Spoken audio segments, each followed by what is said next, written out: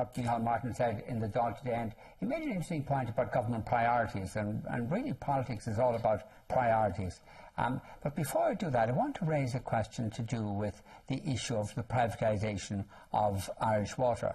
And it's said repeatedly that this is disbarred by the Irish Water Act, by the Water Services Act 2013. But I just want to put on screen the section of Water Services Act 2013, and that give a different impression. And as you can see, this is section 5, subsection, I want to draw attention to subsection 6. And it says, the board shall not, without the consent of the Minister and the Minister of Finance, alienate the share issued to it in accordance with subsection 4. In other words, with the consent of the Minister for Finance and the relevant Minister, whatever it is, the Minister for the Environment, this Irish water can be privatised. That's what it says.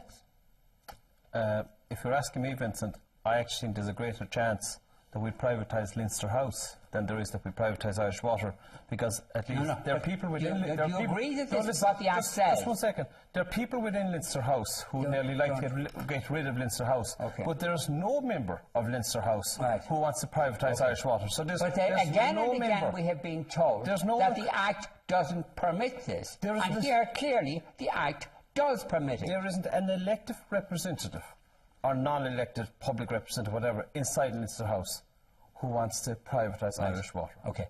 Now, Liam, can you just address... Can you address a majority to do that? Just a minute now. No, you don't. You do not need a majority to do it. All you need is the consent of the Minister for the Environment and consent of the Minister of Finance. I think we have our democracy is good enough to expect that the Minister for Finance... The suggestion that the Act disbars privatisation is not true.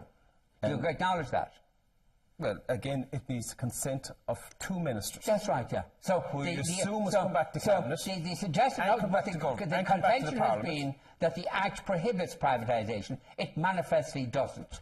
It requires the consent of 2 ministers. That's all. So the Act doesn't permit, so doesn't disbar privatisation. It's like I said, there isn't a member of Parliament who wants to privatise Irish water.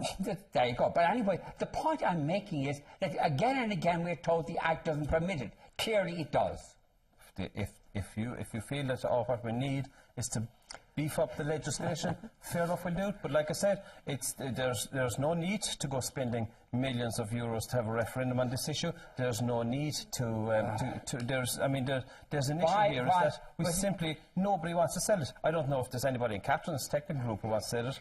Well, I presume there isn't. Part of the reason why there have been calls for a constitutional amendment is precisely because that legislation, as has been outlined, it only requires ministerial consent, but also legislation can be changed overnight.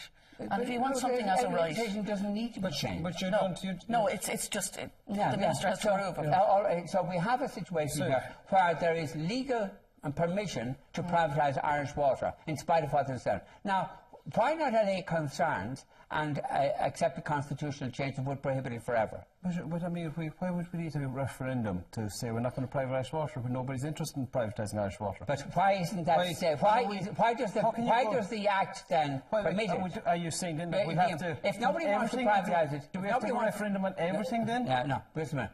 If nobody wants to privatise it, Liam, why does the Act allow for it?